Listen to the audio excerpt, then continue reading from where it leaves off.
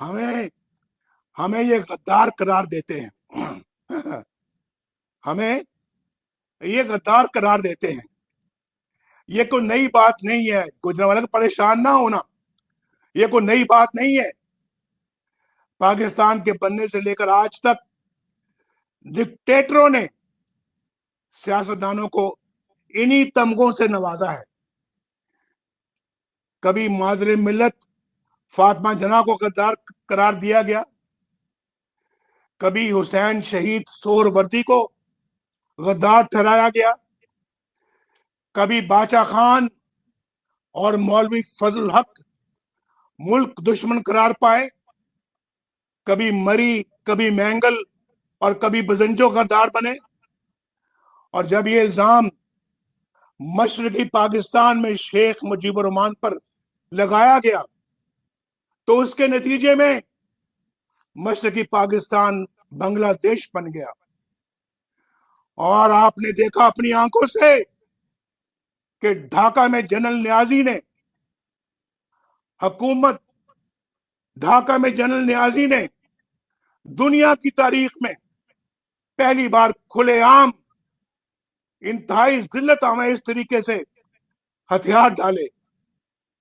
لیکن غدار کون ہے؟ سیاستدان. غدار کون ہے؟ نواز شریف. غدار کون ہے؟ محترمہ بے نظیر بھٹو. غدار کون ہے؟ ولی خان.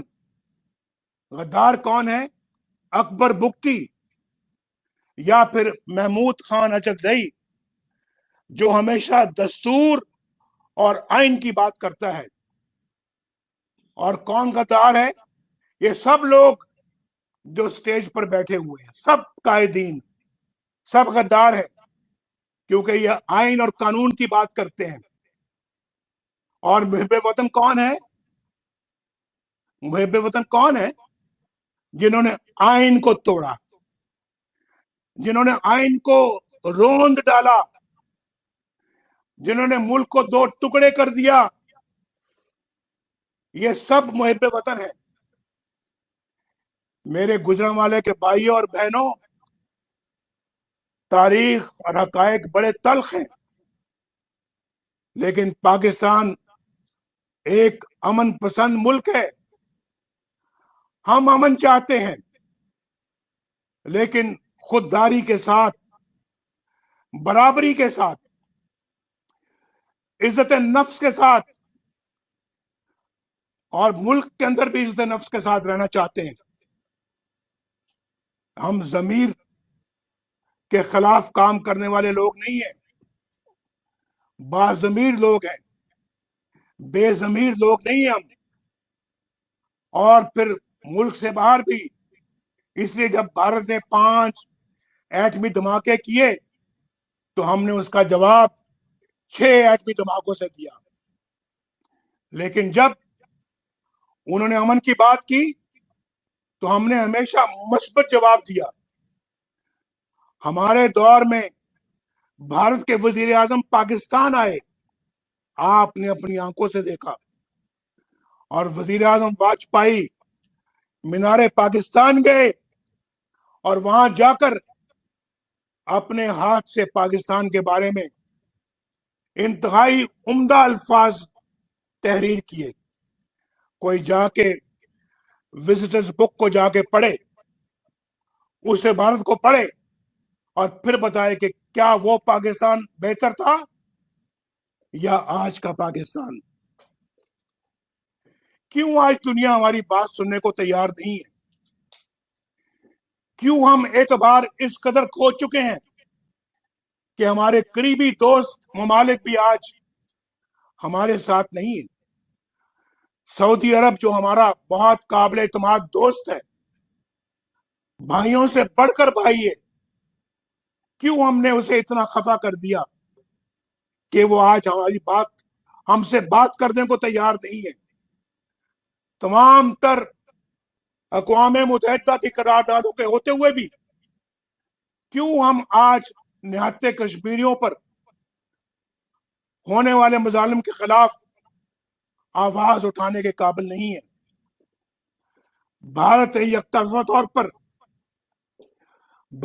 एकतरफा तौर पर कश्मीर को अपना हिस्सा करार दे दिया। क्यों हम एक करारदाद भी पेश नहीं करवा सके? उल्टा अपने ही वजीर आजम आजाद कश्मीर पर गद्दारी का मुकदमा दर्ज करा दिया।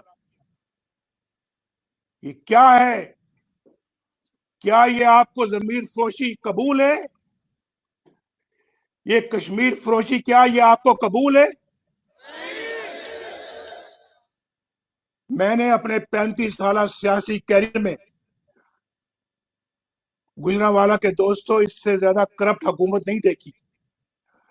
इनका तरीका वारदात ये है कि झूठ इतना बोलो कि लोग सच समझना शुरू हो जाए, दूसरों पर इल्जामात की इतनी बौछार करो कि उनके अपने करतूतों से तवज्जो हट जाए, और इस आड़ में ये खुद करप्शन का बाजार गर्म किए रखें। अल्लाह ताला का बड़ा शुक्र है, गुजरांवाला के भाइयों दोस्तों, आपको इस बात पे फख्र होना चाहिए कि मुस्लिम लीग नून की हुकूमत के 5 सालों में कोई करप्शन का स्कैंडल सामने नहीं आया, जबकि इन लोगों के आए दिन करप्शन स्कैंडल सामने आ रहे हैं, और स्कैंडल भी वो जिनके जरिए अवाम के आपके अरबों खरबों रुपए लूट कर ले गए। इमरान न्याजी, कौन नहीं जानता कि इस करप्शन में तुम खुद मुलव्विस हो? तुम क्या समझते हो तुम कि साकिब निसार का एनआरओ लेकर तुम पाक साफ हो गए हो? तुम्हें बनी गाला और लाहौर में जमान पार्क की अरबों रुपए की जायदाद की रसीदें देनी पड़ेंगी। तुम क्या समझते हो कि साकिब निसार का एनआरओ लेकर अलीमा खान हिसाब देने से बच जाएंगी? क्या अरबों की फंड रेजिंग के मामला बिला तहकीक ही रह जाएंगे? तुम क्या समझते हो कि फॉरेन फंडिंग केस पर कोई तुमको एनआरओ दे सकेगा, जबकि तुम्हारी अपनी पार्टी के लोग खुद तुम्हारी करप्शन के गवाह हैं? जवाब दो। तुमने वजीर आजम की कुर्सी पर बैठकर